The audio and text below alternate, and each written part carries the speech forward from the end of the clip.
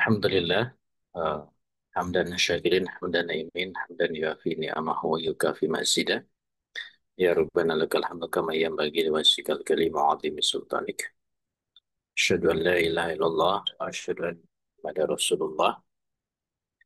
Allahumma sholli wa sallim ala sayyidina wa habibina wa maulana Muhammad wa ala ali sayyidina Muhammad kama shallaita ala sayyidina Ibrahim wa ala ali sayyidina Ibrahim fil alamina innaka Hamidum Majid. Alhamdulillah malam hari ini kita masih bisa melanjutkan kajian kita. Telah kitab Mafahim Siyasiyah di Setahrir. Kita masuk ke bab 8 ya. Kalau di urutan tentang memahami aktivitas politik. Jadi bab ini nanti akan menjelaskan tentang bagaimana memahami aktivitas politik yang detailnya sebenarnya itu ada di dalam kitab Afkar Siasi ya, yang sudah kita kaji ya, Bang Azhar ya.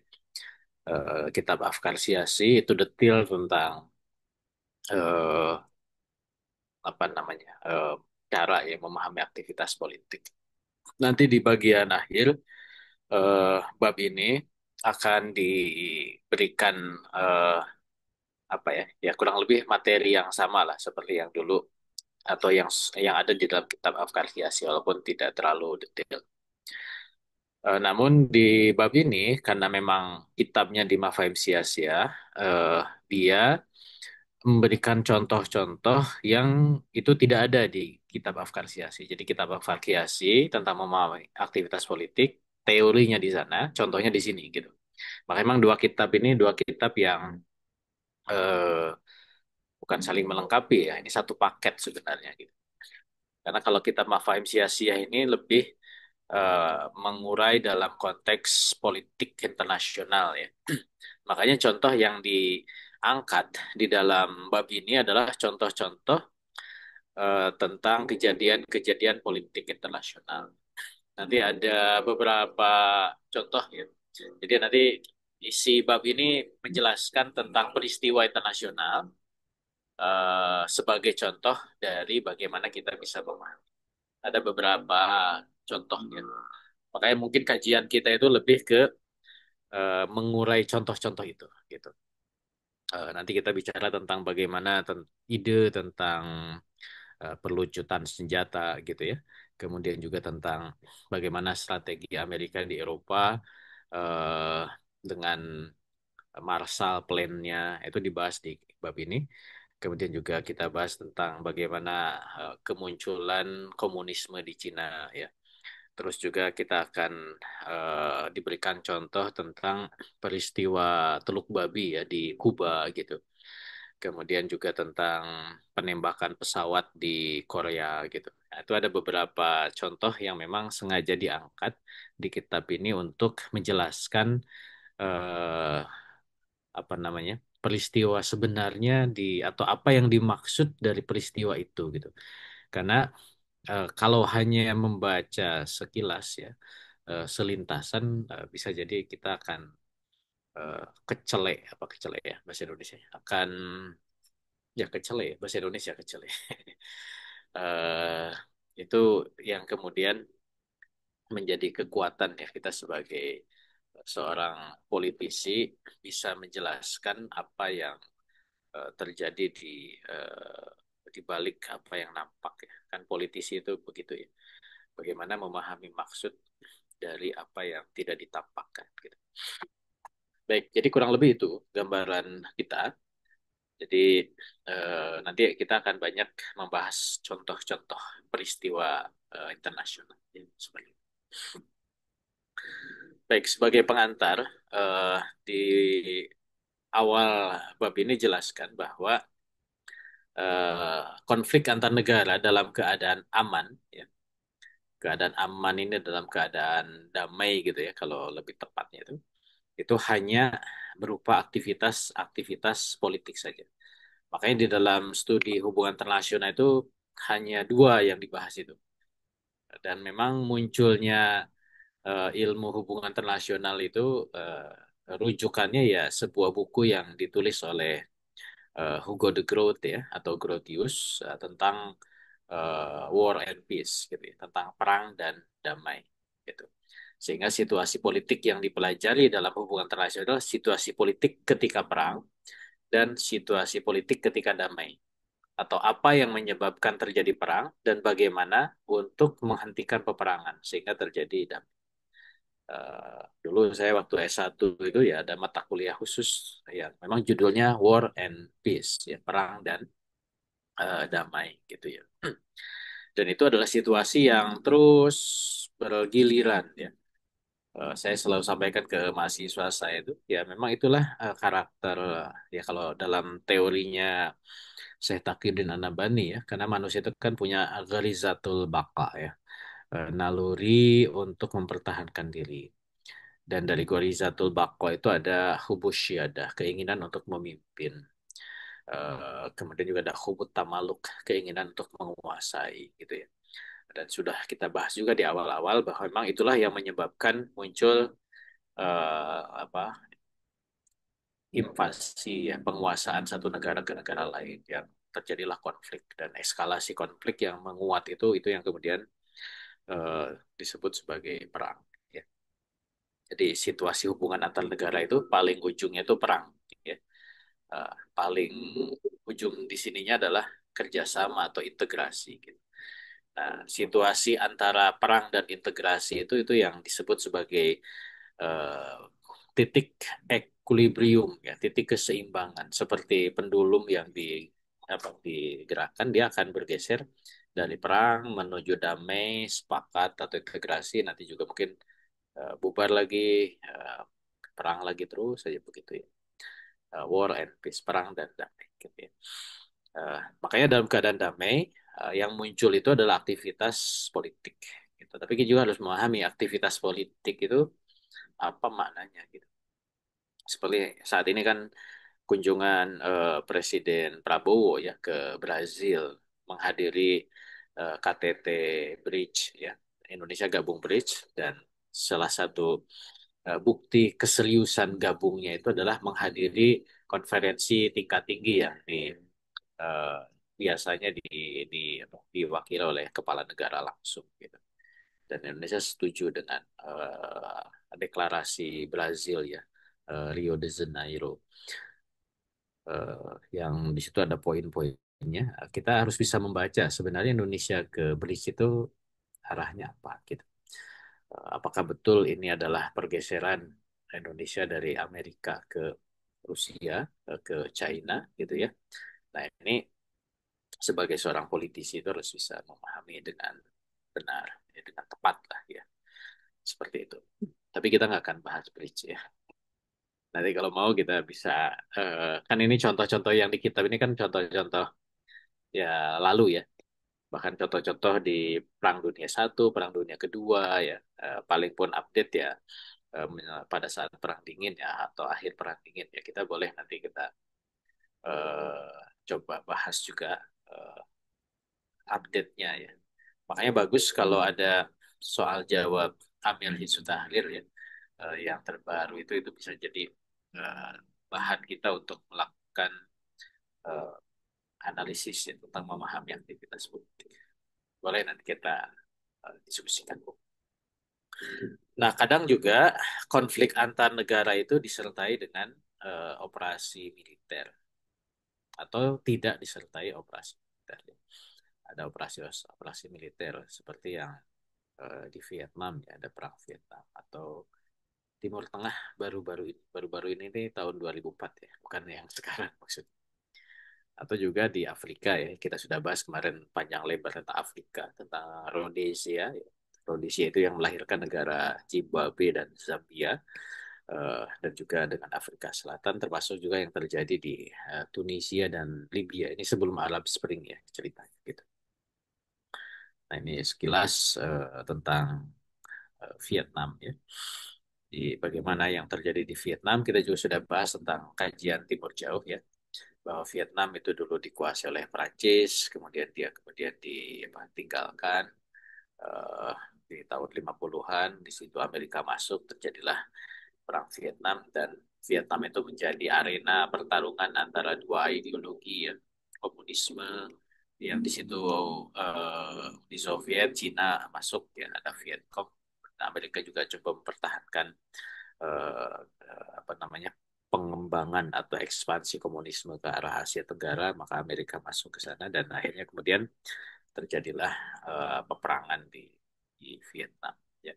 Dan Amerika akhirnya harus keluar dari Vietnam, kalah, walaupun itu yang kita baca ya, di balik itu ternyata Amerika itu bisa menanamkan, jadi komunismenya itu dibiarkan, tapi komunisme yang sejalan dengan kepentingan Amerika Serikat. Makanya Vietnam itu sekarang menjadi negara komunis ya, tapi negara yang apa namanya, perpanjangan kepentingan Amerika ya, sekutunya Amerika, walaupun tetap dia negara komunismenya itu tidak tidak tidak ideologis.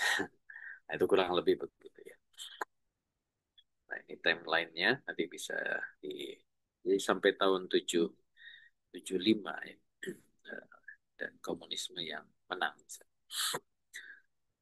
Kemudian tadi Irak ya, Kuwait, Irak, perang Teluk kedua ya, bagaimana kita bisa memahami bahwa Irak itu didorong untuk melakukan ekspansi ke negara kecil, Kuwait.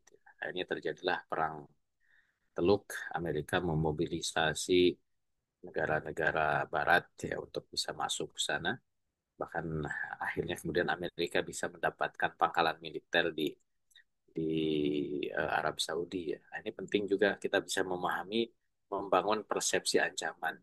Jadi ketika menguasai sebuah kawasan itu, ya bisa dibuat situasi konflik. Sehingga negara-negara yang ada di kawasan itu merasa terancam oleh situasi konflik itu, sehingga dia mengundang negara-negara adidaya untuk masuk ya. Dan ketika sudah masuk ya kita bisa lihat sendiri ya, disitulah kemudian mereka harus membayar mahal kepada Amerika Serikat, menyediakan apa, pangkalan militer. Bahkan dari situ dia bisa me- me- apa, membiarkan mereka melakukan apapun ya dengan alasan kebebasan. Eh, Ya lebih jauh lagi, akhirnya kemudian membuka relasi-relasi yang lebih dekat lagi ya, bahkan menjadi persekutuan dan seterusnya. Dan itu yang kemudian diawali juga atau yang kita bisa pahami juga dari perang Teluk ya tahun 90-an seperti itu. Termasuk juga di Afghanistan. Nah, itu kita kan menarik kalau kita lihat timeline ya. Makanya peristiwa politik itu tidak akan mudah dipahami kalau hanya melihat peristiwa saat ini saja gitu. Seperti yang kemarin sempat ramai ya terkait dengan Iran dan Israel gitu. Sekarang kan sepi ya, selesai, sudah selesai gitu ya. Kemarin wah udah terjadi euforia bagaimana Iran dan Israel itu sudah perang-perangan gitu. Tiba-tiba berhenti begitu saja gitu. Dan umat hanya lupa juga gitu ya. Gak mempertanyakan kalau berhenti gitu. Mungkin ada yang bertanya juga kok berhenti, tapi ya ya sudah segitu. Kenapa bisa begitu ya? Kita harus juga baca secara historikalnya seperti apa, pola relasinya seperti apa, kemudian apa yang memicu terjadinya serang-serangan kemarin gitu ya. Dan kita juga bisa duga ya, kan duga ya. Kita bisa prediksi lah berdasarkan analisis politik bahwa ini kalaupun terjadi konflik sampai batas mana gitu ya. Eh, ada koridor yang apa di ditolerir ya oleh penguasa setempat gitu, oleh Amerika Serikat yang memang menjaga stabilitas di sana gitu. Dia tidak akan pernah membiarkan kepentingannya terganggu. Dia juga tidak akan pernah membiarkan eskalasi konflik itu bisa mengacaukan situasi kondisi yang menguntungkan Amerika Serikat gitu. Sehingga sebenarnya sudah bisa kita baca. Demikian juga di Afghanistan ya. Kita ada euforia ketika Taliban yang seolah-olah ya bisa mengusir Amerika. Tapi Taliban yang sekarang eksis itu Taliban yang seperti apa gitu ya. Mungkin kita bangga karena dia mengibarkan liwa ya, bendera putih, melafalkan tauhid gitu, sehingga dia bisa berkibar di kedutaan-kedutaan negara yang membuka relasi dengan Afghanistan. Tapi kan itu nggak jauh beda dengan lafaz tauhid yang tertera di dalam benderanya Arab Saudi kan. Tapi kenapa kita nggak bangga karena warna hijau ya? Kalau putih kita bangga gitu. Apakah begitu kan gitu ya? Itu memang sentimen, eh ya kalau saya bahasanya itu tamyiz gorizi ya, bahwa kita gorizah tadayunnya itu terpenuhi dengan harum menyaksikan kalimat tauhid berkibar-kibar gitu ya. Apalagi itu sering kita usung dalam dalam aksi dalam apa gitu. Tapi ya itu dibungkus dalam sebuah fenomena politik apa. Ini juga yang penting kita menempatkan. Nah ini Afghanistan ya. Dan memang kalau kita runut dari secara historis ya, apa yang terjadi di Afghanistan itu ya terjadi pasang surut ya, peralihan penguasa kekuasaan.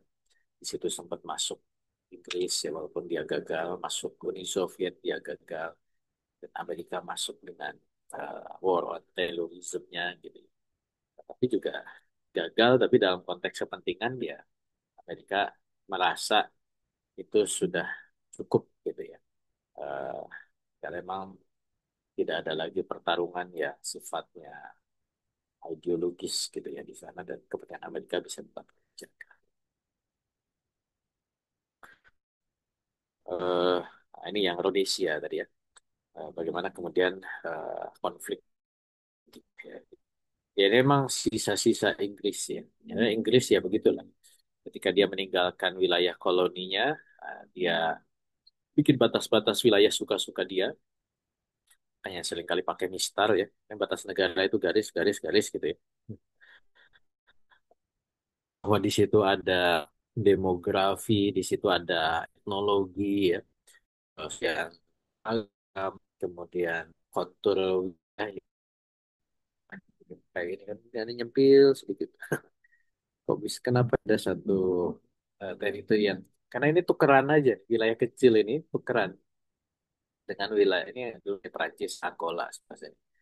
Itu tukeran dengan wilayah Zanzibar, kita sudah singgung ya. Zanzibar. Pulau ini tukeran. Oke, tapi harapannya sini ketemu sungai. Iya, ketemu sungainya. Tapi ternyata sungainya nggak bisa dilewati karena ada air terjun Victoria yang jauh. Tadinya dengan masuk sungai dari sini bisa ke arah timur ya, lewat sungai. Jadi nggak usah keliling ke Afrika Selatan ke bawah. Ya, ternyata nggak disurvei dulu sungainya. Udah tukeran, malah nggak bisa dilewati juga. Cuman wilayahnya udah kadung ditukeran. Sama juga kayak Belanda dan Inggris ya, itu tuker-tukeran wilayah Singapura dengan Bengkulu. Nah, Bengkulu itu kan wilayahnya Inggris dulu. Makanya ketika ditemukan apa bunga bangkai ya, itu dinamai oleh Gubernur Jenderal Inggris kan, Stanford Raffles. Dinamai Raffles Arnoldi kan gitu. Karena memang Bengkulu wilayah Inggris. Tapi ketika Belanda punya wilayah yang gersang di Singapura gitu ya. Wah, ini Bengkulu luas sudah tukeran. Inggris lebih cerdik lagi. Ternyata Singapura itu secara itu sangat sangat sakit gitu. Walaupun dia tidak punya kekayaan alam, mau dia tukar gitu. Makanya ditukarlah Bengkulu dengan Singapura. Sehingga Singapura jadi milik Inggris, Bengkulu milik Belanda karena emang disatukan dengan keseluruhan Sumatera. Dengan wilayah yang kalau dihitung per meter perseginya kan lebih luas. Seolah-olah Belanda untung.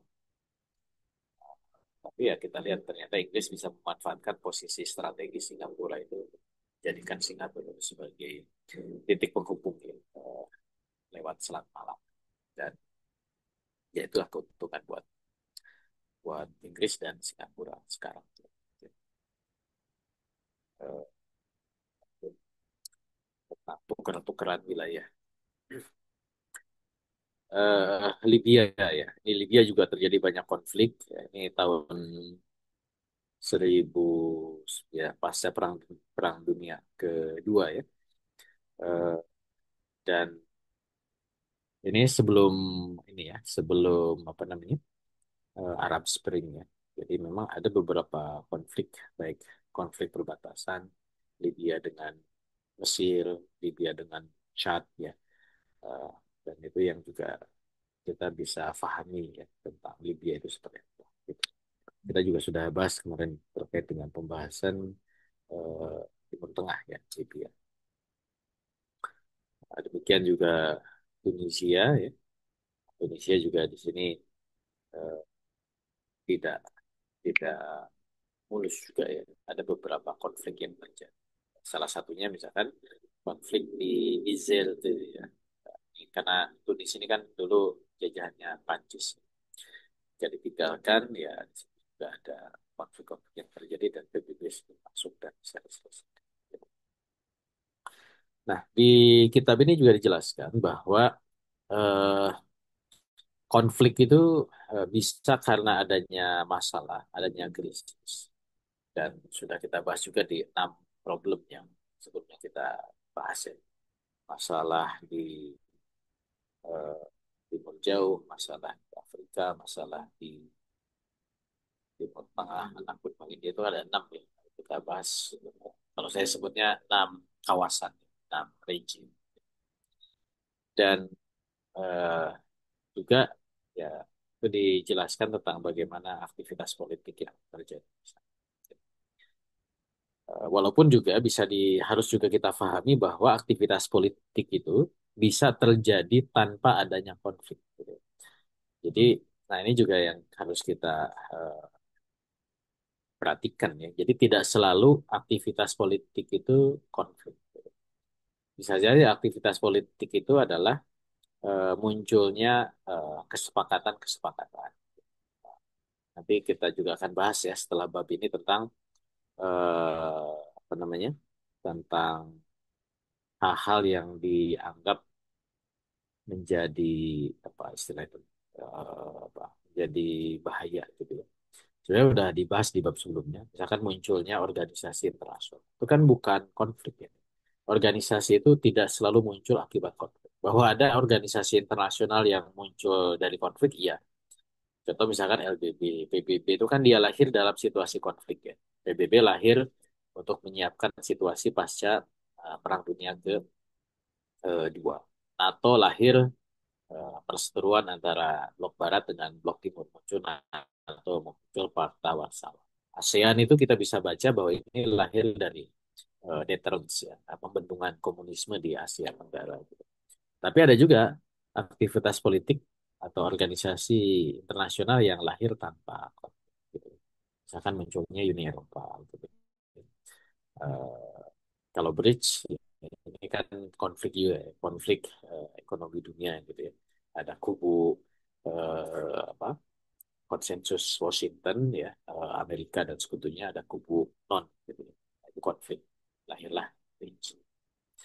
Nah ini juga kita harus bisa memetakan mana aktivitas politik yang muncul karena konflik, mana juga yang bukan karena. Baik nanti dalam level internasional, ataupun juga kita bisa turunkan dalam level-level yang sifatnya lokal ya. Munculnya partai-partai baru ya, itu juga kadang muncul dari konflik. Kayak Golkar pecah, jadi Golkar dan eh, Hanura muncul Gerindra, itu kan dari Golkar, pecahan semua gitu. P3 muncul PKB gitu ya. PAN muncul Partai Umat. Tapi kayak munculnya PKS misalnya, dulu Partai Keadilan itu kan bukan pecahan dari mana-mana gitu. Dia muncul dari sekelompok yang memang ingin dia punya punya konstituen, dia punya punya jamaah gitu. Dan dia akhirnya muncul sebagai satu kekuatan politik gitu. Jadi tidak selalu lahir dari sebuah konflik, tapi bisa saja muncul tanpa ada konflik. Oke. Eh, namun ya selama negara-negara adidaya nih saya kasih highlight ya masih terus berkompetisi dan melakukan tipu daya satu sama lain pasti akan terjadi aktivitas politik dari sebagian ke sebagian. Makanya faktor adidaya itu menjadi faktor determinan, ya, faktor penentu dari aktivitas politik internasional. Jadi makanya kenapa di kitab ini ditegaskan bahwa memang kita itu harus betul-betul memperhatikan negara-negara adidaya karena yang politik dunia, politik internasional itu adalah ya kompetisi antara adidaya. Makanya rumus yang ada di kitab ini ya memetakan ini negara Daulatul Ula ya adidaya atau dia negara satelit atau dia negara pengikut ya atau negara apa namanya eh, negara pengekor ya. Nah, ini harus kemudian betul-betul uh, ya memang itu simplikasi ya penyederhanaan gitu. Makanya selalu ini Iran itu negara independen, negara pengikut atau pengekor gitu. Ya saya selalu sampaikan ini dinamis ya, tidak tetap gitu. Kadang dia mungkin awalnya didaya, tapi dia turun jadi negara independen. Tapi mungkin turun lagi jadi negara satelit, ya. Mungkin turun lagi jadi negara pengekor, negara bonek. Kayak Jepang kan. Jepang itu ya dia di list kitab ini kan negara adidaya kan awalnya sempat jadi negara, tapi dia turun turun derajat setelah dia kalah dan kuasai oleh Amerika Serikat. Gitu. Jadi kita juga harus memahami dinamika. Gitu.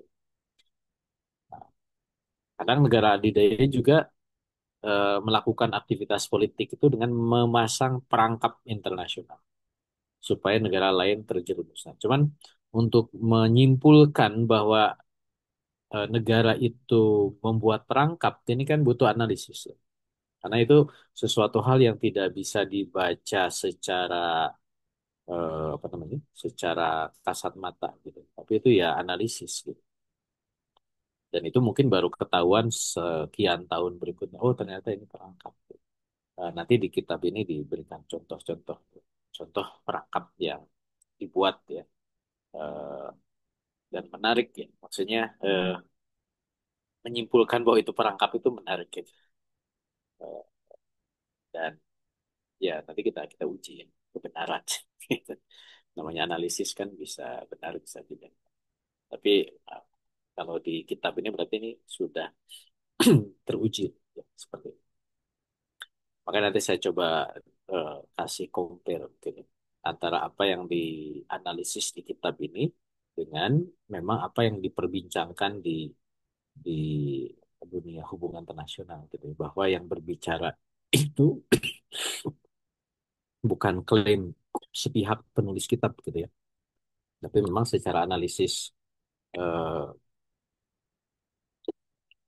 analisis apa ya yang dilakukan oleh pakar-pakar hubungan internasional misalkan itu juga ada yang berpendapat senada gitu ya. Dan kalau saya sih di kampus memang seringkali menyampaikan begitu bahwa eh, apa namanya bahwa ini ya saya kan jadikan kitab ini kan rujukan juga ya di kampus ya tidak ngajar bahwa tapi ada buku lain gitu yang analisisnya itu sama gitu, kurang lebih gitu. Jadi ini ilmiah gitu ya. Walaupun ini bahasanya kan bahasa kitab ini bukan bahasa ilmiah. Eh, Bahasa ya maksud ilmiah itu nggak ada referensinya di mana footnote-nya ya. Kan enggak ya. Tapi ini pasti hasil analisis, hasil penangkapan terhadap eh, informasi-informasi politik gitu. Ada kalanya juga melemahkan negara lain dan menguatkan dirinya sendiri.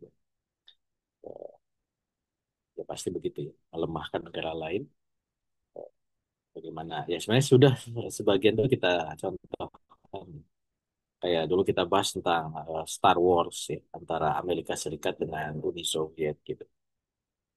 Kita membacanya ini sedang bersaing. Tapi ternyata di balik itu ini upaya untuk melemahkan Uni Soviet. Uni Soviet serius, dia bikin program-program luar angkasa gitu ya. Amerika bikin hoax gitu ya. Walaupun ini juga banyak perdebatan. Apakah pendaratan manusia di bulan itu benar atau hoax gitu ya. Tapi kalau Rusia itu serius, dia ngirim orang, ngirim. binatang, ngirim satelit, itu benar gitu. Tapi Amerika kan bikin propaganda. Akhirnya Rusianya terus, apa Uni Sovietnya terus, akhirnya tergerus ya sumber daya negaranya. Gitu. Nah, ini juga menarik juga untuk kita analisis. Dan contoh ini banyak ya, dan tidak terkomunikasi. Contohnya apa? Nah, ini memang kita akan bahas ya contoh-contoh. Baik. Nah, kita akan masuk ke contoh-contoh yang kita coba pahami ya tentang bab ini, memahami aktivitas. Kita akan bahas, saya sampai jam 9 lah ya. Karena ini contoh semua. Jadi nanti sedapatnya berapa contoh. Mungkin malam ini dua contoh, nanti ke depan dua contoh, atau mungkin tiga, tergantung. Eh, Memang ini contoh-contoh. Nah, yang pertama adalah contoh kita pahami tentang ide peluncutan senjata atau disarmament kalau dalam bahasa resmi atau arm reduction ya. Eh, dan ide peluncutan senjata itu sampai sekarang masih jalan ya. Eh, Walaupun semakin meluas ya. Eh, Kalau case kemarin ini juga Mas, case Iran itu masuk ke situ ya. Tentang NPT, Non-Proliferasi Treaty, larangan eh, pemilikan atau penyebaran senjata nuklir. Itu adalah masih melanjutkan ide ini. Gitu. Jadi ini masih sangat relevan. Disarmament ini muncul awal pada Forum Liga Bangsa-Bangsa. Ya. Jadi pasca Perang Dunia ke-1. Ya. Perang Dunia satu dulu sudah saya singgung, itu ada 4 perjanjian internasional yang dibuat. Ya. Eh, yang dua terkait dengan Turki Utsmani, sehingga dia harus eh, mengubah namanya atau bukan mengubah namanya ya, bahkan mengubah negaranya. Kekhilafan harus dihapus ya. Itu dibuat dalam sebuah perjanjian Lausanne ya. Walaupun kita nggak bahas itu. Jadi dua perjanjian Perang Dunia satu itu tentang Turki. Salah satu perjanjiannya itu adalah tentang disarmament, yaitu perjanjian Versailles. Versailles itu sebuah kota kecil di Prancis ya. Eh, saya nggak sempat ke sana, walaupun lewat lihat sign aja di jalan tol Versailles, dan habisnya lurus yang belok situ. Tapi itu sebuah istana yang sering digunakan untuk tempat perjanjian internasional. Dan eh, perjanjian Versailles ini sebenarnya kan membahas tentang Jerman, Jerman pihak yang kalah perang. Tetapi juga ini dimanfaatkan oleh Inggris. Inggris dan Prancis itu kan pemenang perang. Tapi Inggris juga menyadari bahwa ketika Jerman kalah, maka sesama pemenang itu bisa jadi lawan. Gitu. Karena mereka bersekutu melawan Jerman. Ini sama halnya juga terulang ketika terjadi perang antara Perang Dunia Kedua ya. Amerika, Uni Soviet melawan Jerman lagi ya. Ketika Jerman zaman Hitler itu bisa dikalahkan, maka memang akhirnya di antara Amerika dan Uni Soviet eh, bersaing gitu. Walaupun memang strategi Amerika bukan disarmament ya terhadap Uni Soviet awalnya, walaupun belakangan itu juga dilakukan untuk melemahkan Uni Soviet. Nah, ini yang kemudian digunakan oleh Inggris untuk melemahkan Perancis itu karena eh, melihat bahwa dampak perang yang sedemikian dahsyat ya Perang Dunia ke-1, dan ini dibangun opini bahwa ya supaya di antara mereka para pemenang perang itu tidak berperang, hanya kemudian mereka menyepakati untuk melucuti senjatanya. Cuman kan ya itu apa licik apa pinter apa cerdik ya, ya pura-pura gitu ya. Karena kan masalahnya itu di apa di pengawasan. Siapa yang mengawas? Ketika Inggris melucuti, yuk kita sama-sama lucuti. Gitu. Ini siapa yang mengawasi? Ini eh, apa pinter-pinter. Gitu. licik-licik gitu. Kalau memang dia eh, memang ya niatnya itu ya niatnya kan baik ya supaya kita nggak perang baik kan. Tapi ya memang dibalik ya kita harus membaca dibalik itu.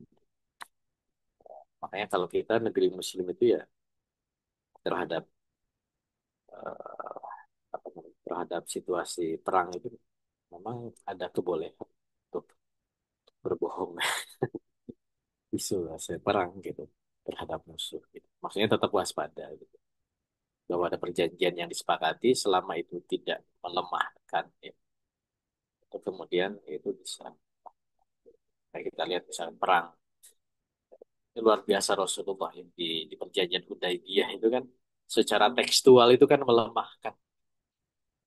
Sampai sahabat-sahabat aja nggak menyadari bahwa itu menguatkan. Sampai marah-marah kan para sahabat kepada Rasulullah terhadap perjanjian itu. Ternyata memang ada manuver politik yang dilakukan oleh Rasulullah SAW yang tidak difahami oleh para sahabat. Terus itu menguatkan. Dan itu kan baru ketahuan belakangan. Loadingnya agak agak lama. Apa ya gitu. Kok ini isinya gini gitu. Nah, kadang kan kita sebagai manusia kan gitu. Hanya terpaku terhadap apa yang nampak gitu. Makanya emang analisis politik itu nggak bisa instan. Nggak bisa instan. Tapi juga nggak boleh terburu-buru. Nggak boleh terburu-buru. Nggak boleh juga lama gitu. Makanya Syekh Taki menambahkan sebuah kitab Syuratul Badiah. Harus cepat gitu. Mikirnya itu harus cepat. Gitu. Tapi nggak instan. Nggak nggak tergesa-gesa. Tapi cepat. Nah gimana cara? Luar biasa kita diajari. Insyaallah nanti ya, Bang Hasan, kita setelah tamat kita ke kitab tafkir dan suratul badi. Cuman nggak seru itu dua kitab itu kitab teori. Ya. Enaknya kalau dua kitab itu eh, tidak online. Jadi betul-betul kita harus tes gitu. Benar nggak mikirnya? Nanti suratul badi kita tes gitu. Benar nggak bisa cepat. Kasih case, suruh menyelesaikan, suruh menganalisis. Gitu. Atau kalau di online kan bisa nggak? Kalau bisa sih bagus. Kalau enggak ya, tapi sekarang ada chat GPT ya, itu cepet gitu. Cuman ya, ya kita kan itu mesin ya. Eh, Chat GPT itu bisa kita AI ya, tidak hanya chat GPT ya, bisa pakai DeepSeek, bisa pakai Gemini atau apa. Itu membantu. Gitu. Nah, cuman tetap ya kitanya manusia sama seperti kita punya smartphone, telepon yang canggih ya. Kalau manusia yang nggak canggih ya sama aja bohong. Oke ya, nah itu disarmament. Nah ini simbolnya. Jadi bagaimana menghancurkan pedang.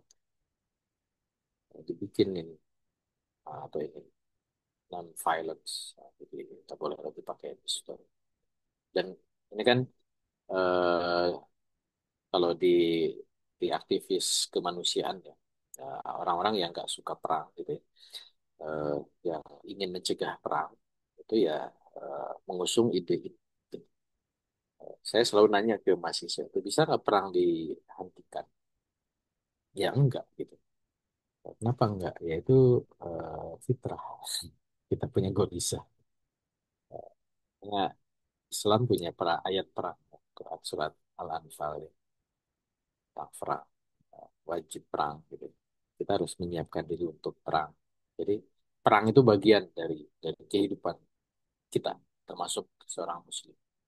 Seorang muslim itu harus siap perang. Cuman bukan berarti kita sana sini perang gitu. Tapi harus siap gitu. Bahkan perintahnya kan perang ofensif ya, bukan defensif. Gitu. Dan memang jihad itu bagian dari syariat. Makanya kita harus juga melakukan ibadat penyiapan secara personal. Termasuk kalau dalam konteks negara ya, bukan disarmament. Justru harus punya senjata yang bisa menggentarkan musuh gitu.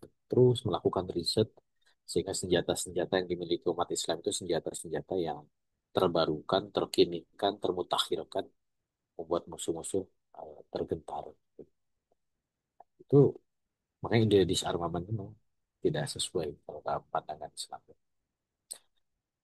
Tapi senjata itu bukan kemudian digunakan oleh orang begitu aja. Islam punya syariat tentang jihad. Siapa yang harus diperangi, siapa yang nggak boleh. Gitu. Tapi umat Islamnya harus kuat, harus punya kemampuan berperang. Eh, ada sebuah kemarin saya nggak sengaja, bukan nggak sengaja, ya, saya dalam sebuah forum ada teman yang bawa bukunya itu tentang eh, pendidikan pendidikan di Turki Utsmani. Menariknya di buku itu, ini sedikit eh, so ya. Menariknya di buku itu cerita tentang bahwa pendidikan di Turki Utsmani itu dibagi dua. Bukan sekuler dan Islam, bukan, tapi pendidikan umum dan pendidikan militer. Karena eh, ya daulah Islam itu daulah jihad, ya, negara perang. Makanya pendidikan militer itu menjadi pendidikan yang penting. Eh, Kalau kita sekarang bicara tentang wajib militer, seolah soal yang apa, yang mengerikan gitu. Eh, Ternyata ya dalam konsepsi Islam justru pendidikan itu harus memuat unsur-unsur kemiliteran. Ya makanya saya kan dulu ya, SMA saya kan di sekolah semi militer. Pasti tahu berarti konsepnya kayak gitu ya. Bayangkan saya kan. Kan, oh, ya habit habit kemiliteran itu dibangun gitu ya. Mulai dari bangun bangun itu ya tentu ya kalau waktu saya sekolah mungkin tidak terlalu kental ya spiritualismenya kayak masuk sekolah sekuler ya. Tapi kalau sekolah yang Islami itu ya bangun tahajud apa eh, ya witir tahajud subuh gitu ya. Itu bagian dari penguatan kuah ruhiyah. Tapi setelah itu kemudian olahraga gitu. Dulu waktu saya SMA tuh tiap pagi itu olahraga lari apa. Baru kemudian terus nanti juga ada pendidikan-pendidikan kemiliteran yang disisipkan kedisiplinan berbaris gitu ya. Berbaris itu kan seolah-olah militer, tapi kan berbaris itu ada apa namanya? Ya tadi ada value yang ditanamkan, kedisiplinan, ketaatan, komando, keteraturan gitu ya. Karena dalam perang itu butuh gitu. Siapa pemimpin, bagaimana komando, merespon komando gitu ya. Kayak merespon perintah gitu. Kan kadang kita ngasih perintah, ini dibaca nggak sih? Direspon nggak gitu. Nah, kalau di militer lo dia di, dibiasakan. Mengerti, mengerti, siap, siap. Gitu. Selalu mengulang perintah. Nah, juga eh, hal-hal lain. Mungkin idealnya begitu pendidikan. Karena itu di Turki Utsmani, di buku itu ceritakan. Bahkan ada jejak-jejaknya yang masih kita bisa. Makanya ini pakai background. Ini background di background belakang saya. Eh, itu di Turki. Situasi ketika penaklukan Konstantinopel. Eh, Situasi perang itu terbangun. Situasi kemiliteran. Makanya ide balik lagi ke sini. Ide disarmament ini ide yang eh, tidak sesuai sebenarnya kalau dalam perspektif Islam. Ya. Tapi itu digunakan oleh Inggris untuk melemahkan saya Perancisnya apa tadi kecele ya. Ya, kalau disebut bodoh kurang cerdik lah dibandingkan Inggris seperti itu. Nah ini perjanjiannya eh, selain apa namanya tadi perjanjian Versailles itu juga ada Conference for the Reduction and Limitation Armament. Ya. Nah, ini bagian dari konferensi Geneva. Nah, ini eh, ya kemudian walaupun memang eh, Perancis bisa dilemahkan, cuman masalahnya ini yang jadi problem kan. Ketika Perancis lemah, eh, Jerman kan tidak tidak apa ya, ya apalagi saat itu ya situasinya pasca Perang Dunia ke-1 itu kan terjadi apa namanya Malaysia ya apa Malaysia itu Eh, Great Depression, eh, depresi besar, keekonomian hancur, terjadi penyakit wabah ya, kayak kemarin pandemi. hanya secara ekonomi berantakan. Ketika Perancis melemah itu justru di Jerman sana itu menguat lagi kan, muncullah Hitler. Betul bahwa negara-negara akhirnya kemudian mengurangi persenjataan. Ini kalau kita lihat di tahun 20 sampai 38 ya, menjelang Perang Dunia Kedua, itu jumlah persenjataan ya, battle shift itu terus dikurangi. Walaupun Inggris tetap yang paling banyak tuh saat itu. Eh, nah ini perbandingan sekitar itu terjadi inflasi, produksi menurun, ya, minus ya. Yang tinggi kan Amerika, utang merajalela dan seterusnya. Eh, Akibatnya karena melemah, Perancis itu akhirnya kemudian tidak bisa menghadapi Jerman ketika Perang Dunia Kedua terjadi. Dan Perancis kalah telak pada saat Perang Dunia Kedua. Ini gara-gara Inggris, Boy, kalau mau kita nyalahin ya. Kenapa kok Perancis bisa sedemikian cepat dikalahkan Jerman? Analisisnya ke situ. Gitu. Eh, Makanya muncul kan ada peta perangnya ya, di tahun 40-an. Jerman sebelah kiri yang garis merah ya, itu bisa merangsek masuk ke wilayah Perancis, bahkan kemudian bisa mengokupasi Perancis. Yang warnanya kuning ini semua jadi wilayah Jerman. Wilayah ya, wilayah Jerman. Awalnya punya Perancis. Perancis tinggal bagian yang biru saja. Bahkan Italia kan dia gabung kan dengan Perancis, dengan Jerman ya, Mussolini, ya, kelompok fasis. Italia juga dia masuk ke Perancis. Jadi Perancis itu sedemikian lemah sehingga akhirnya Perancis betul-betul dikuasai oleh Jerman dan apa dikuasai oleh pemerintahan Vichy, ya, kota Vichy. Jadi menggantikan Paris. Ya, Parisnya udah dikuasai oleh Jerman. Nah ini akibat dari disarmament, kebijakan pelucutan senjata yang dilakukan Inggris. Ya.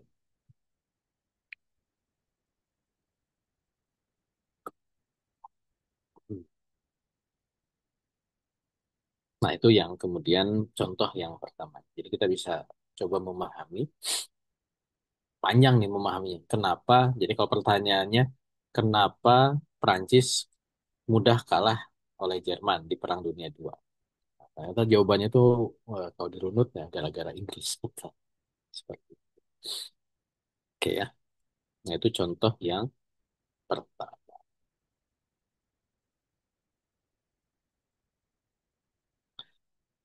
Satu lagi lah ya. Kedua contohnya tentang komunisme Cina. Nah ini juga yang baru sekian puluh tahun disadari ya.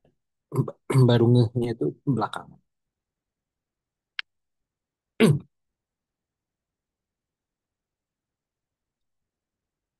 Jadi Cina itu kan dulu negara eh, ya kekaisaran ya sampai tahun 1911 ya, Cina itu. Komunisme kan baru muncul 1918, revolusi Bolshevik di Rusia mengalahkan kaum Tsar ya. Kekaisaran Rusia runtuh, muncullah kaum komunis. Nah, tapi sampai Perang Dunia Satu kan nggak ikutan Rusia Uni Soviet karena dia masih bergejolak di dalam negeri. Kemudian pada saat Perang Dunia Kedua, komunisme itu sudah semakin menguat dan terlibat di dalam Perang Dunia Kedua Uni Soviet. Tapi komunisme belum begitu menguat di Cina. Jadi pasca Kekaisaran Cina jatuh tahun 1911 itu ada filmnya, 1911 judulnya. Bahkan ada film lain The Last Emperor ya, eh, Kaisar terakhir Cina. Itu anak kecil kaisarnya itu. Maka Cina itu pindah dari kekaisaran menjadi negara republik. Disebutnya Republic of China, ROC. Kalau sekarang kan People Republic of China, RRC. PRC kadang, People Republic of China. Eh, Siapa yang membentuk komunisme di Cina? Ya Rusia, Uni Soviet ya. Ya kemudian mendorong penyebaran komunisme termasuk masuk ke Cina. Kemudian eh, namanya kader-kader komunis itu kemudian bisa dibentuk ya di di, di Soviet, di Cina. Ini kurang lebih timeline. Ini bacanya dari kanan ke kiri ya. Saya baca Quran. Lihat tahunnya. 911 Shanghai Revolution ini menggulingkan kekaisaran. Siapa yang menggulingkan itu sebenarnya belum ada orang-orang komunis. Ini kaum nasionalis. Dr. Sun Yat-sen sama nanti dia kolaborasi dengan Jenderal Chiang Kai-shek di Cina. Nah, Sun Yat-sen ini dia menjadi pemikir yang menginspirasi Soekarno ya dengan tiga prinsip Sun Yat-sen, nasionalisme, demokrasi, dan economic security. Ya. Ada bahasa si Cinanya ya, cuman saya lupa. Sun Min Ai, apalagi. Itu bisa, oh, saya ada bukan. Ini dalam buku pidatonya Soekarno nih di buku ini. Ini buku Risalah Sidang BPPKI. Saya ngajar Pancasila dulu di kampus pakai buku ini. Jadi di dalam pidatonya Soekarno itu memang dia sebut bahwa eh, yang menginspirasi dia untuk kemudian melahirkan apa yang dia sebut sebagai Pancasila, lima sila itu, tiga silanya itu diinspirasi oleh Sun Yat-sen, Dr. Sun Yat-sen. Nasionalisme, itu, kemudian juga demokrasi dan eh, kalau economic security itu menjadi keadilan sosial. Sila apa? Eh, tiga, empat dan lima. Nah, sila satu dan duanya,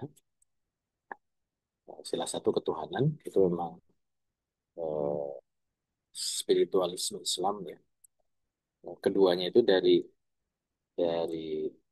internasionalisme kalau bahasa Soekarno itu kemanusiaan yang adil dan beradab. Itu sebenarnya ide sosialis gitu ya seperti itu. Nah itu yang kemudian di, diinspirasi oleh Dokter Sun Yat-sen. Mana ya?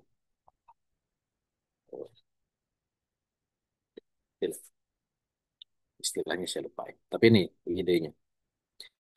Nah baru kemudian komunisme itu baru masuk ya. Ini kan tahun 1918 ya, revolusi Bolshevik, Russian Revolution.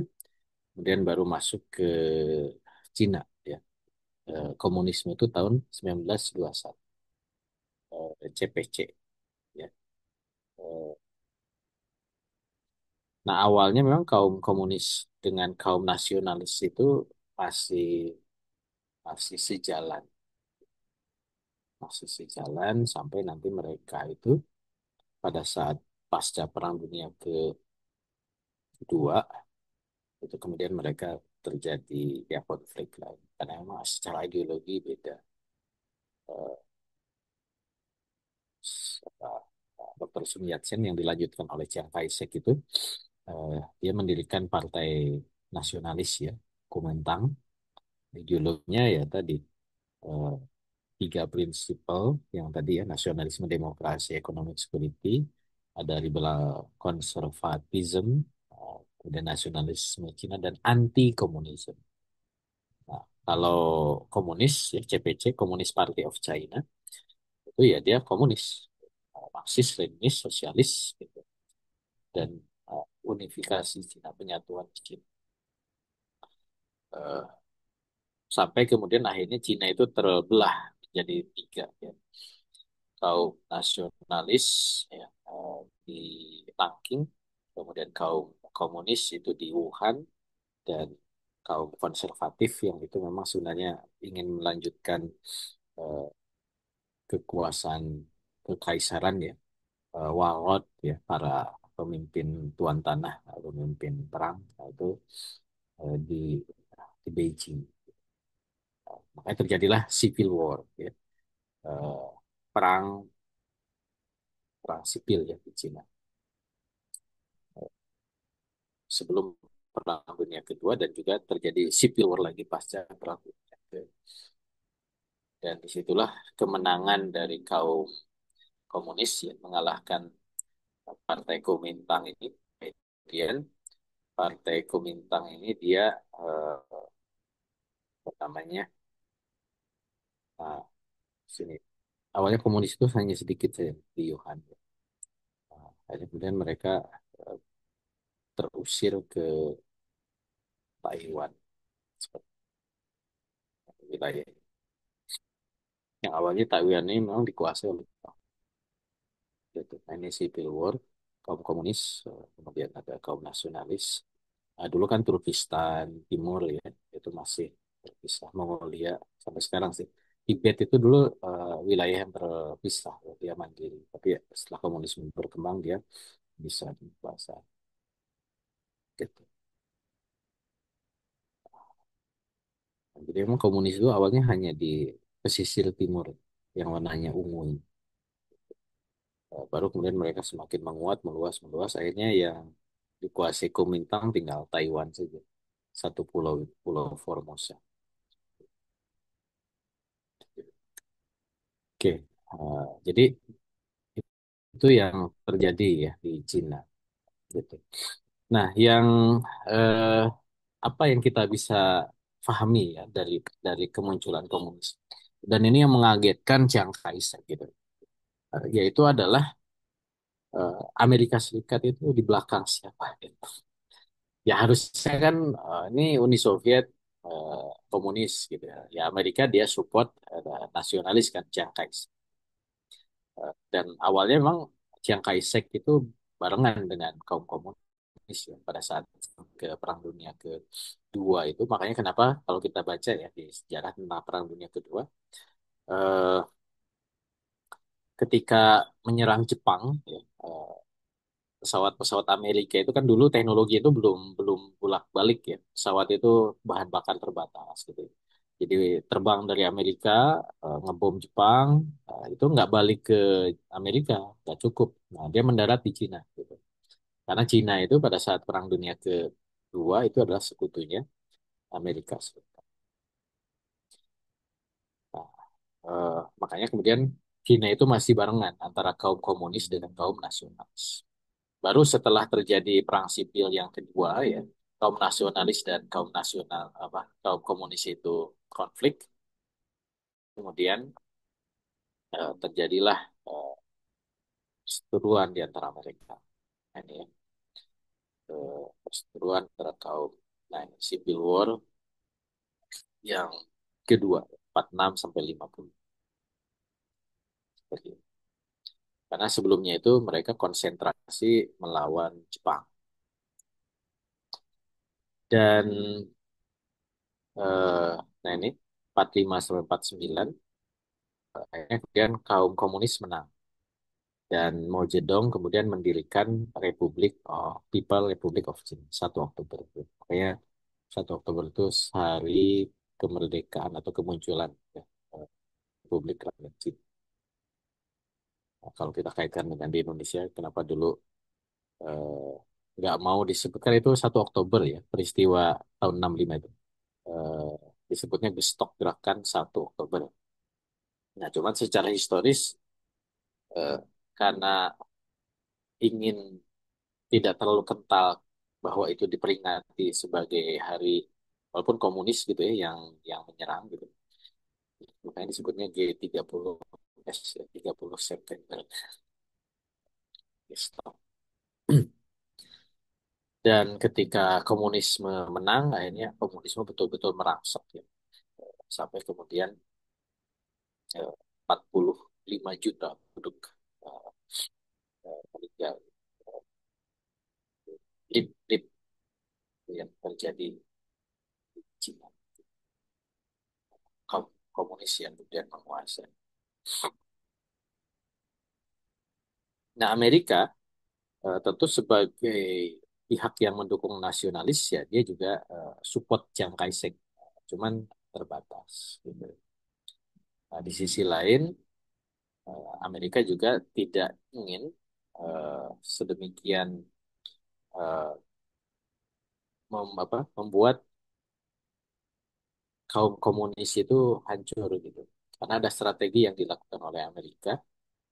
Nah ini ya, jadi memang Chiang Kai-shek itu dapat bantuan ya dari Amerika Serikat. Tapi Amerika itu juga ingin melemahkan Uni Soviet. Nah ini yang tersembunyi.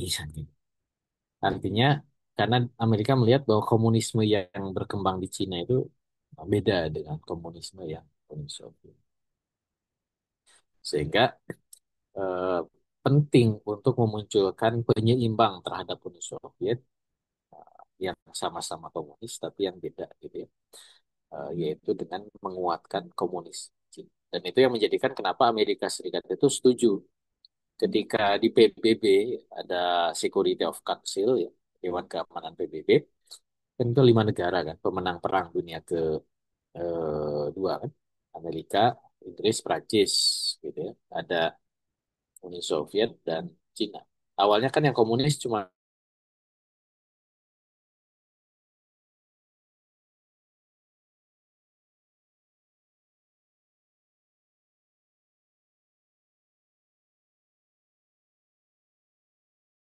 karena Cina yang nasionalis kan tinggal jadi negara kecil kan di Pulau Formosa itu.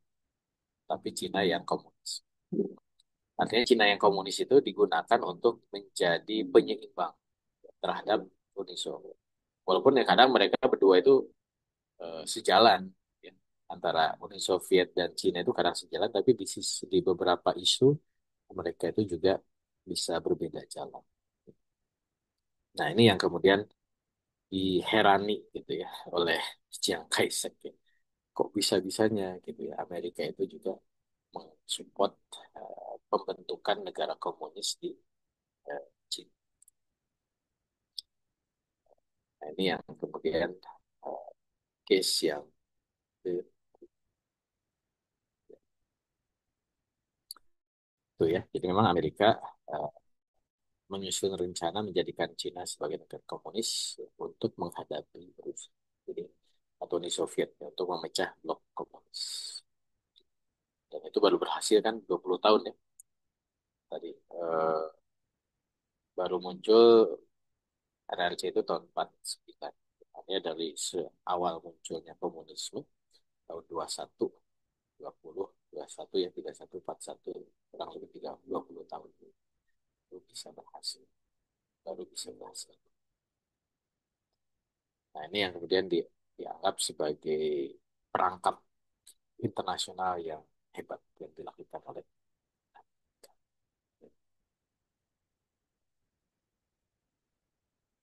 Nah ini beberapa analisis. Nah, baik mungkin dua dulu itu. Gimana, Mas?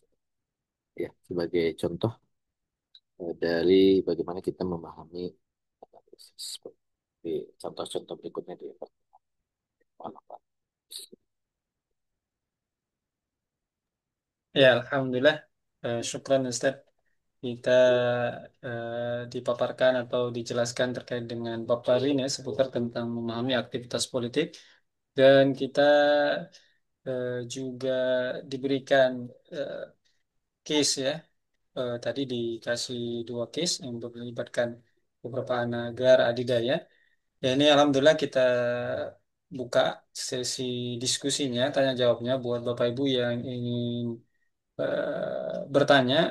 Kita kasih kesempatan mau live atau langsung bertanya ke beliau bisa nanti langsung raise hand saja to the point pertanyaannya atau yang memang ingin mengirimkan pertanyaannya ke kolom komentar bisa juga kirimkan ke kolom komentar pertanyaannya nanti kita akan mintakan beliau langsung menanggapi ya kami berikan kesempatan ke buat yang ingin bertanya langsung juga boleh jadi sudah ada pertanyaan yang masuk.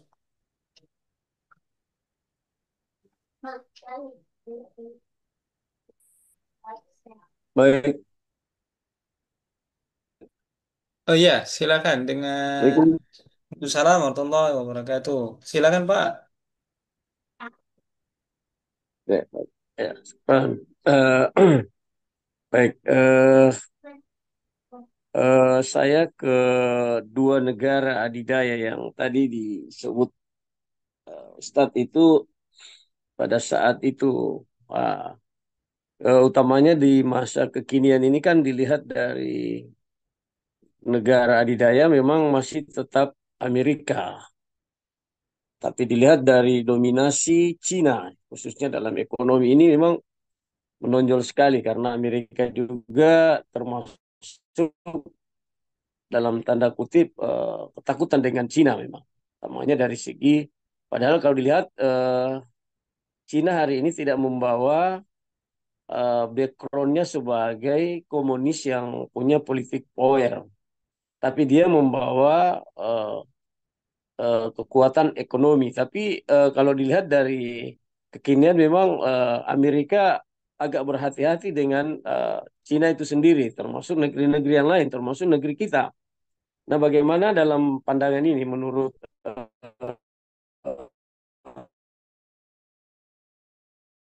Ustadz Budi?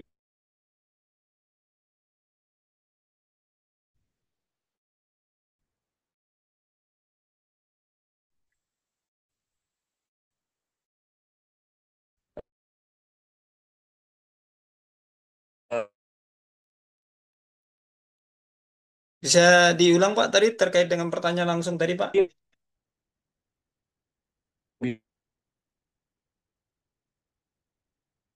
Tanyakan.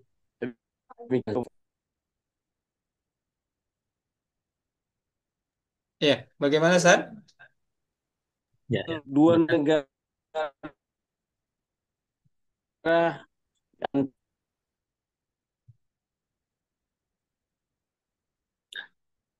Hilang.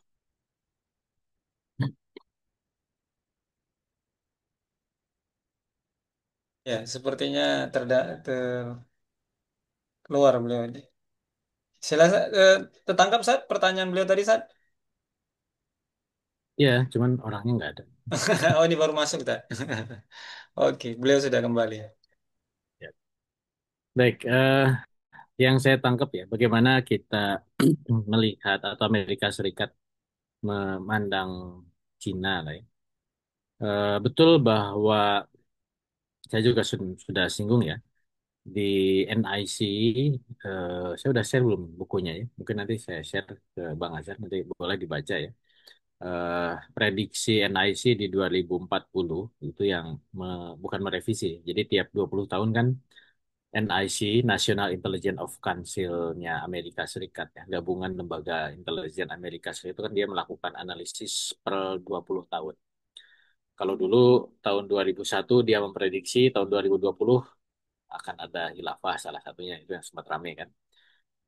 Nah, NIC di tahun 2001 kemarin itu memprediksi tahun 2040 ya khilafah udah nggak ada lah di buku itu nggak disebut lagi tuh. Tapi Cina itu dibahas di banyak bab gitu. Makanya memang ancaman Amerika Serikat sampai tahun 2040 itu Cina gitu. Eh, dan saya selalu sebut Cina itu adalah emerging power ya, negara yang terus menguat gitu. Walaupun levelnya itu belum sampai ke level adidaya. Gitu. Tadi juga ada yang nanya ya di chat, mungkin sekalian ya. Jadi eh, apa kriteria dia menjadi negara adidaya gitu? Adidaya itu bisa turun atau bisa tetap atau gimana? Ya, makanya saya sampaikan bahwa leveling negara itu dinamis, bisa naik, bisa turun. Ya. Ketika negara itu semakin menguat menjadi major power, itu menjadi negara independen. Ya, bahasa kita ini kan negara independen ya. Kita di HI sebutnya major power, negara dengan kekuatan utama gitu. Biasanya major power itu adalah negara-negara yang sedang bersaing untuk menjadi negara adidaya atau negara adidaya yang sudah eh, mulai turun pamornya gitu. Nah, itu adalah major power atau negara independen. Dan dia tidak tidak bergantung kepada negara adidaya, makanya disebutnya negara independen gitu. Eh, Dia punya arah dan kepentingan sendirilah. Makanya tidak disebut sebagai negara satelit atau negara pengikut ya, atau apalagi negara pengekor gitu.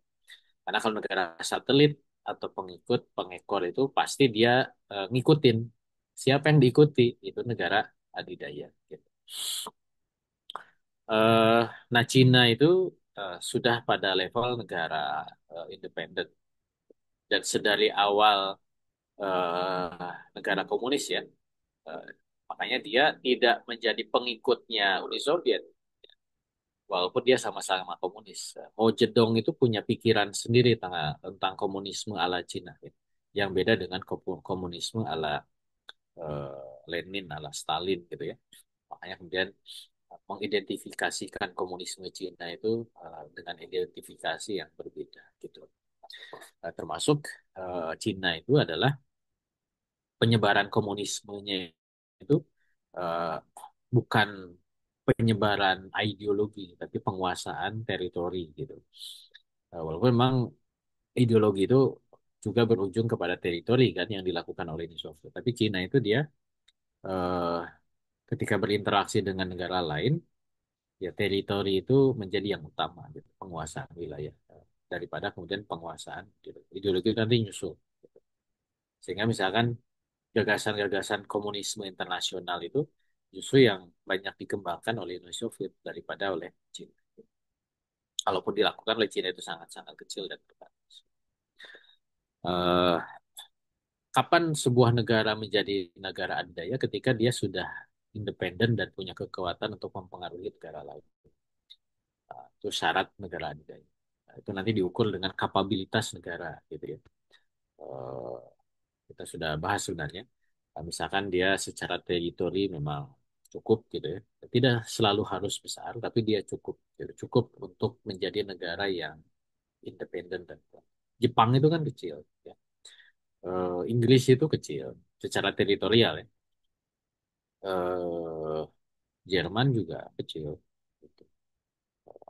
Australia, Brazil besar, gitu ya. Indonesia besar juga. Kazakhstan itu besar. Tapi ya beda kan level pengaruh di dunia. Kemudian juga karena dia independen, dia tidak bergantung kan. Dia punya industri sendiri, ekonominya juga dia bisa menopang sendiri gitu. Nah, kalau negara itu masih bergantung kepada negara lain, maka dia level independensinya itu semakin turun. Walaupun bukan berarti negara itu nggak punya utang. Amerika itu kan negara yang punya utang. Tapi utang itu kadang jadi alat gitu ya.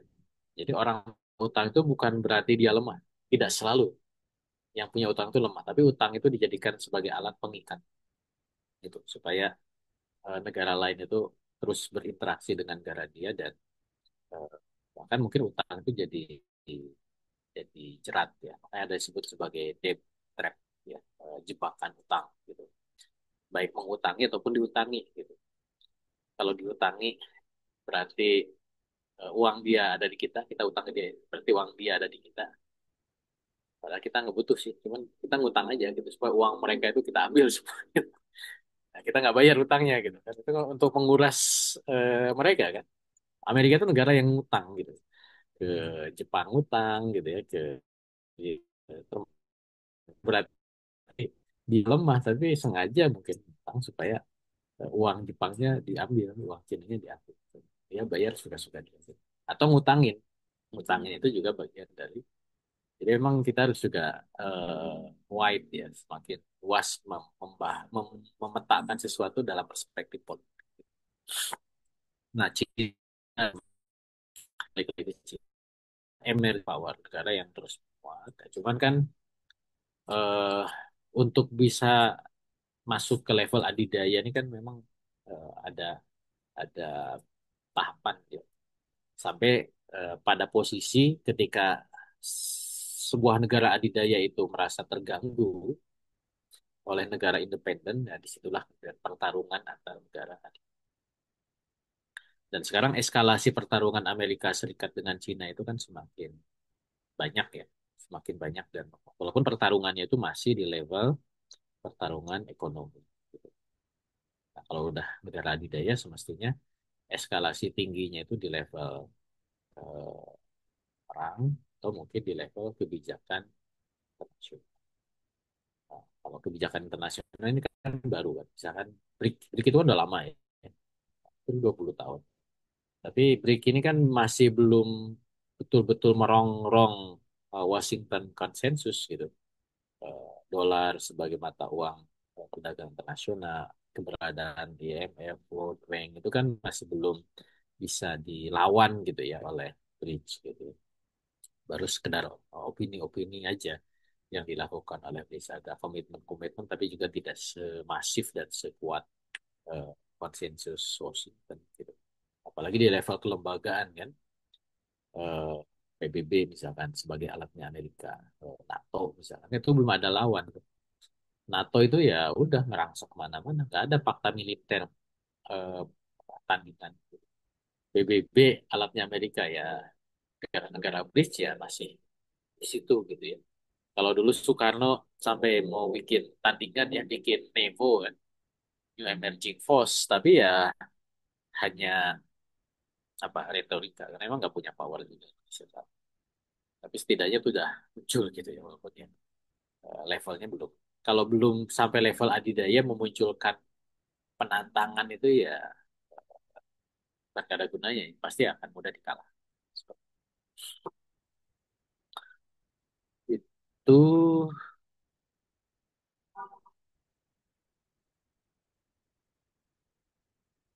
Kenapa negara adidaya itu turun? Ya pertama karena kalah perang itu pasti turun. Atau menang perang, sama-sama menang perang tapi terkuras. Ya, kayak Inggris, Prancis itu kan sama-sama menang perang dunia kedua. Cuman battleground perangnya kan di Eropa. Amerika dia ikutan perang tapi wilayahnya nggak kena perang. Hanya sama-sama menang tapi Inggris udah kuncinya. Nanti kita kasih juga tentang Marshall Plan ya. Strategi Amerika untuk menguasai Eropa ya dengan Marshall Plan. Uni Soviet dia turun kan dulu adidaya pada saat perang. Nah, dia turun posisinya kenapa? Karena dia terkuras kan. Terkuras dengan Star Wars gitu. Jadi dia turun posisi. Turun itu tidak selalu langsung jadi satelit atau pengikut enggak ya. Tapi kalau dia masih punya kekuatan minimal dia di independen. Tapi kalau turunnya turun gitu kayak Portugal atau Portugis itu kan zaman dulu kala itu kan adidaya. Dengan Spanyol itu kan adidaya ya. Jajahannya di mana. Cuman semakin lemah negaranya memang juga tidak punya kekuatan lagi untuk merawat wilayah yang besarnya apalagi ada konflik-konflik internal. Portugis itu kan terjadi revolusi Mawar ya di dalam negeri, akhirnya ya negaranya semakin lemah gitu.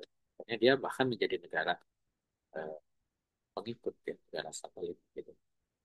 Atau juga Daulah Islam, Khilafah Turki Utsmani itu kan adidaya dulunya. Nah, tapi sekarang dia mungkin menjadi negara satelitnya Amerika ya. Karena memang hancur sehancur-hancurnya, visi ideologisnya hilang, tidak lagi pakai Islam, dia jadi negara sekuler, disekulerkan gitu ya. Akhirnya dia ditekan sedemikian rupa jadi satelit dari negara Turki. Apalagi kalau bicara ya kalau khilafah kan yang terakhir Turki lah itu. Walau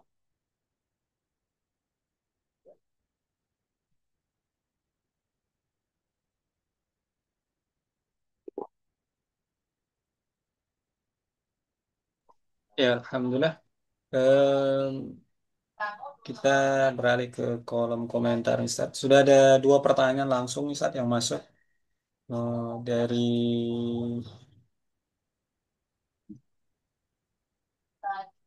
Umu Faiz, Ibu Faiz Firiza, dan Mas Norman ya, Pak Norman. Nah, beliau bertanya ini mungkin kita di awal dengan Ibu Faiz. Langsung dua pertanyaan, Ustaz. Nah, ini Ustaz tadi setelah dibedah dua contoh aktivitas politik yang justru muncul. Ini asumsi pribadi beliau justru perasaan takut untuk menyampaikan analisa pada sebuah peristiwa politik yang tengah terjadi. Khawatir hasilnya tidak tepat.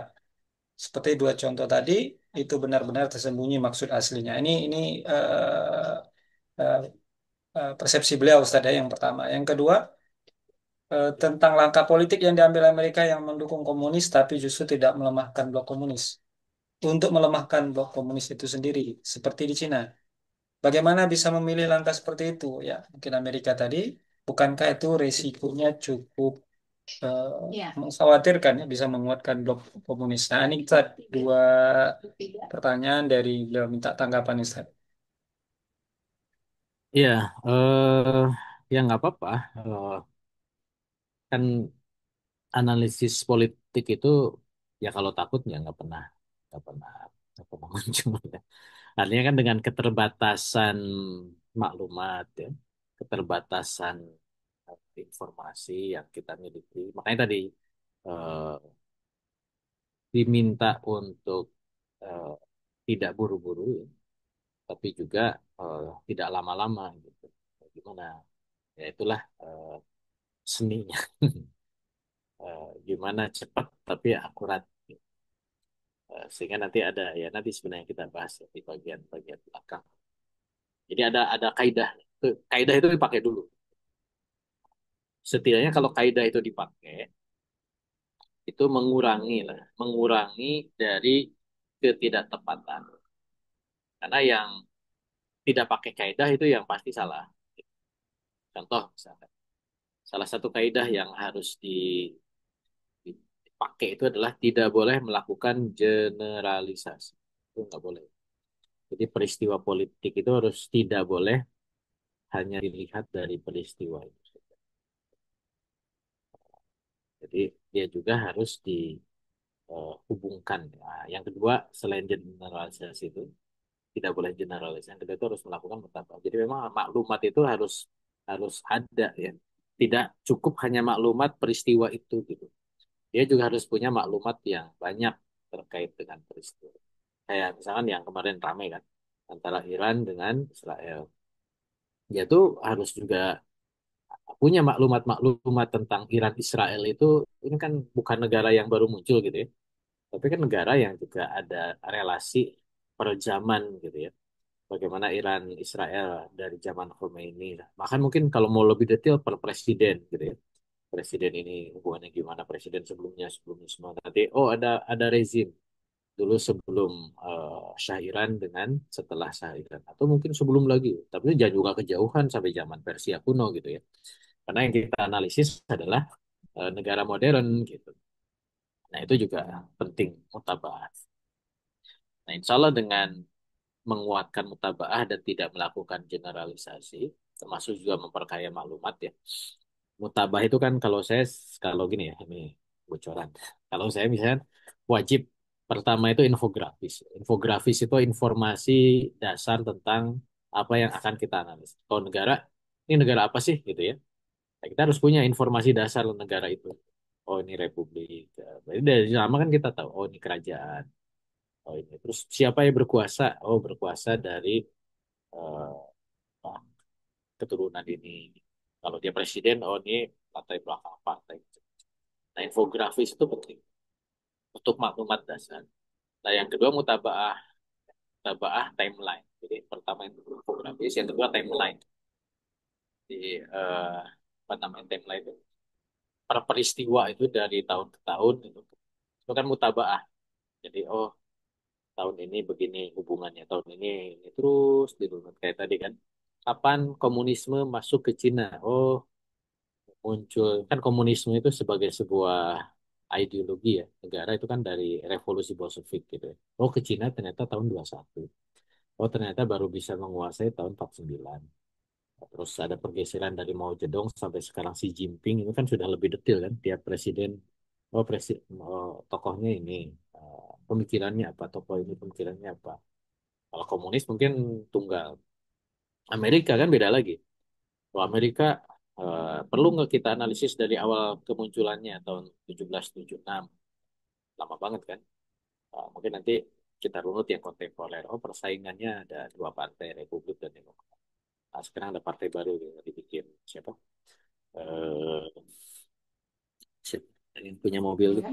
Elon Musk. Elon Musk ya, itu bikin partai Amerika gitu. Tapi dia ini siapa nih pengikutnya? Atau mungkin eh, saya belum dalemin tuh tentang partai Amerika. Ini seriusan atau emang hanya eh, apa ngekos aja gitu. Dia punya pengikut enggak gitu atau apa. Itu kan juga tidak bisa ujuk-ujuk bikin bisa saja ya bikin parit. Cuman kan ini bisa bertahan lama kan. Sama kayak di Indonesia. Nah, itu juga penting ya. Tidak boleh generalisasi. Yang kedua, bahwa dasari oleh informasi. Nah, tiga itu aja sih. Jadi jadi bekal lah ya untuk melakukan analisis. Masalah tepat tepat ya nanti dikoreksi dan begini. Kayak gini, dulu kan ada analisis tuh dari Amerika Serikat tentang Rusia dan Ukraina. Itu sebutkan bahwa Rusia tidak mungkin menyerang Ukraina. Gitu. Ini soal jawabnya itu ada. Tapi kan faktanya Rusia nyerang Ukraina. Ya dianalisis lagi gitu. Ada faktor apa kok ini menyerang? Gitu. Kenapa dulu salah? Bukan salah ya. Mungkin ada maklumat yang mungkin nggak nyampe gitu. Sehingga kesimpulannya tidak nyerang. Bahwa ternyata nyerang berarti ada maklumat lain yang tersembunyi yang harus dicari lagi. Nggak apa-apa. Namanya juga analisis politik. Ya. Eh, istihad aja ada kodim kol jadid ya. Apalagi analisis politik. Gitu ya. Jadi jangan membuat kita akhirnya apa? Jadi kita mau bikin analisisnya, analisis. Justru harus terus dilatih. Ya. Eh, memang kadang gini, ketika diberikan kan kalau saya kadang diminta sebuah produk tulisan. Kalau memang dikasih waktu seminggu ya kita riset kan seminggu. Tapi ketika dikasih waktunya cuma 2 hari gitu, kayak bikin kafah itu kan 2 hari tuh. Ya udah risetnya segitu aja ya. Udah kesimpulannya karena harus sudah keluar produknya kan. Ya sudah segitu selesai gitu. Nggak usah dipikirin lagi gitu. Karena itu udah habis waktunya. Tapi ketika nulis di Al-Wa'i itu kan waktunya lumayan lah 2 minggu gitu, kadang 3 minggu. Nah, risetnya kan bisa lebih dalam, baca lebih detail. Ya, sama kayak ini kitab ini kan. Kitab ini kan sebenarnya sudah ada. Masalahnya kita ngeriset nggak isi kitab. Jangan diriset di kajian ini. Ngisi halakoh mungkin nggak diriset. Pokoknya nyampein aja isi apa adanya. Tapi kalau diriset kan jadi menarik gitu. Ya, walau. Yang kedua, langkah politik yang diambil Amerika yang mendukung komunis tapi justru melemahkan blok komunis itu sendiri. Bagaimana bisa memilih langkah? Ya namanya politik bisa aja. Tidak ada, tidak bisa. Politik itu kan seni kemungkinan, segala mungkin. Bukankah resikonya semakin kuat loh? Ya tentu tadi kan ada peta gitu bahwa komunisme Uni Soviet dengan komunisme Cina itu beda gitu. Kenapa bisa tahu beda ya? Dielaborasi kan. Oh, komunisme Uni Soviet basisnya buruh, Cina petani gitu. Dilihat pola relasinya. Gimana? Apakah memang Cina menginduk Uni Soviet? Oh, ternyata tidak gitu. Walaupun sama-sama komunis hanya influence ya, terpengaruh dengan gagasan-gagasan komunismenya. Bukan menjadi rantai komando antara Cina dengan Uni Soviet. Tapi Uni Soviet dengan negara satelitnya di Eropa Timur ya, Polandia, Belarusia, ya dulu Romania, Hungaria, sampai ke eh, beberapa Eropa Timur itu memang satelit. Ada pola relasi yang tidak di yang tidak terjadi antara Uni Soviet dengan Cina. Gitu. Sama juga dengan Yugoslavia kemarin sempat kita singgung kan. Sama-sama komunis tapi Yugoslavia itu ngeyel gitu ya. Beda dengan negara Eropa Timur lain. Bruce Tito itu sama-sama komunis, sama-sama buruh tapi beda juga. Gitu. Ada dan di situ kan setelah dilakukan pemetaan di Amerika memasukkan kepentingan-kepentingannya. Gitu.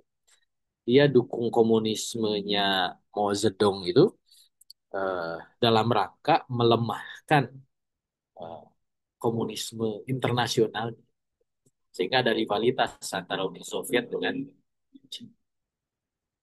Jadi bukan kemudian menguatkan blok komunis gitu. Karena kan ketika bisa dibelah itu dipecah ya. Ini sama-sama komunis ya.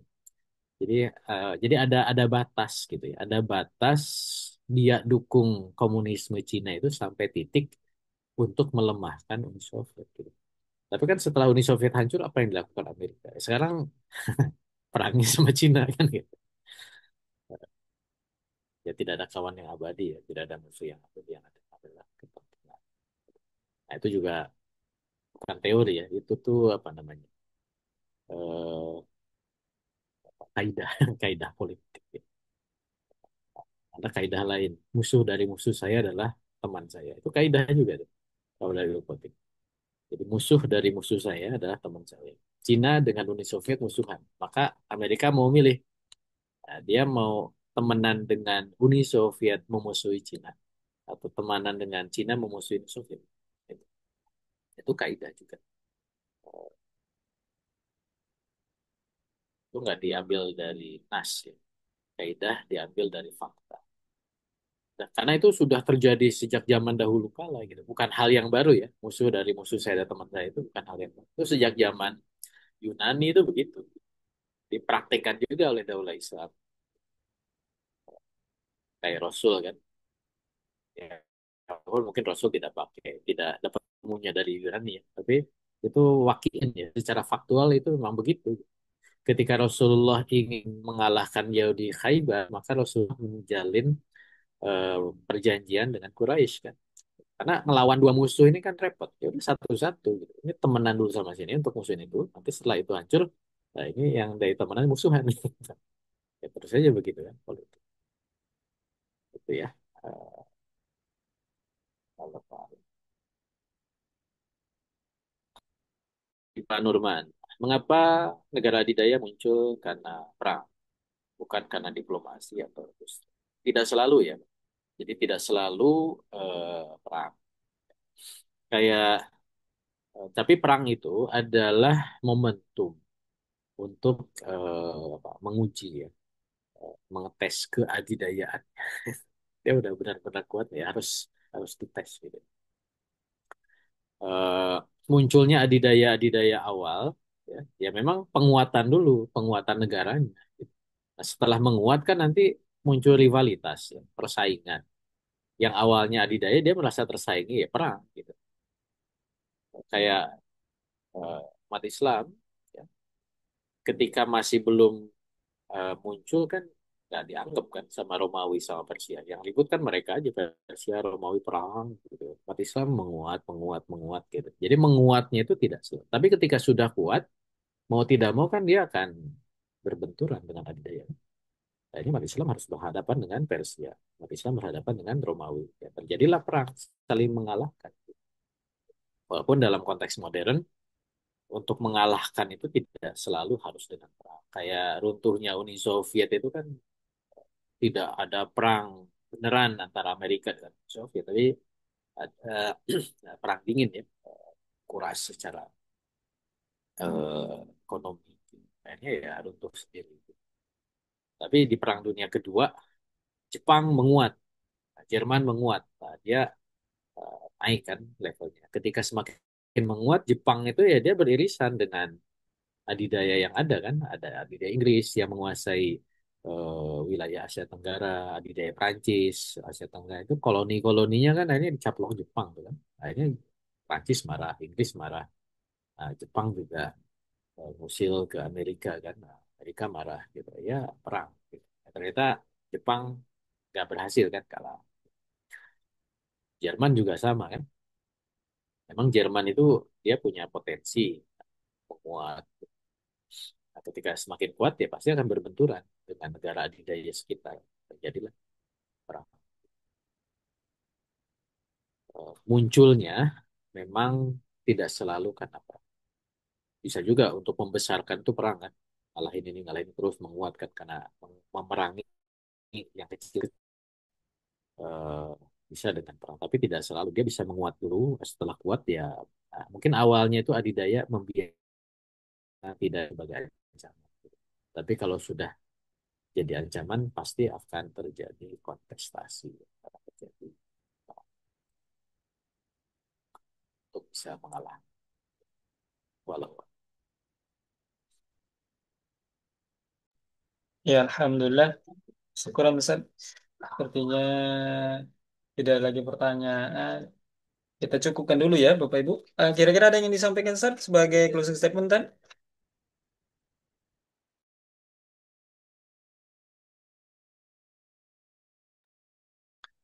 Ya, insya Allah kita masih lanjutkan ya minggu depan dengan contoh-contoh yang lain. Eh, kita baru dua contoh ya, disarmament sama eh, munculnya komunisme Cina ya. Nanti kita akan juga lanjut dengan contoh yang lain karena ada beberapa ya. Eh, tentang Marshall Plan, kemudian apa lagi ya, eh, kemunculan Jerman, kasus Kuba ya, kalau yang saya mispil aja dulu. Kemudian juga Hitler terhadap Turki, kemudian tentang tadi pesawat di Korea Utara, sama kunjungan Nixon ke Eropa dan Czechoslovakia. Nah, itu ada berapa lagi tadi? Eh, Contoh-contoh yang nanti kita akan coba urai ya di pembahasan memahami. Sambil nanti teorinya terus kita asah. Boleh nanti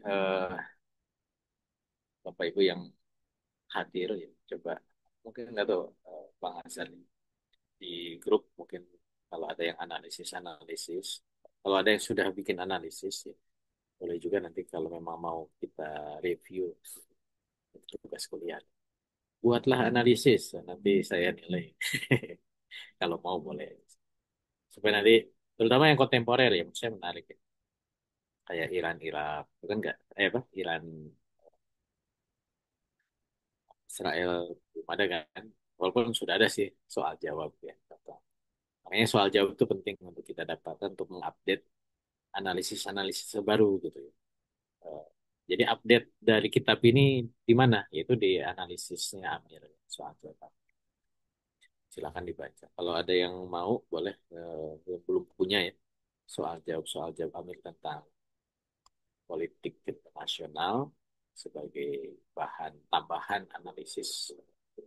Ya, saya adalah koleksi walaupun mungkin saya juga tidak lengkap gitu ya. Tapi ya kalau yang apalagi yang belum pernah punya boleh saya send lewat Bang Hasan. Bagaimana saya kirim ya Bang Hasan? Belum tak? Iya. Belum minta. Udah minta atau belum dikirim ya? Belum dikirim. Lupa mengingatkannya lagi. Ya, saya kan suka lupa. Kalau lupa ya ingetin aja. Mudah-mudahan tidak lupa. Kalau lupa Insya ya Allah inget. tak. Ya, insya Allah ya nanti update-nya dari sana. Silakan. Bang. Walau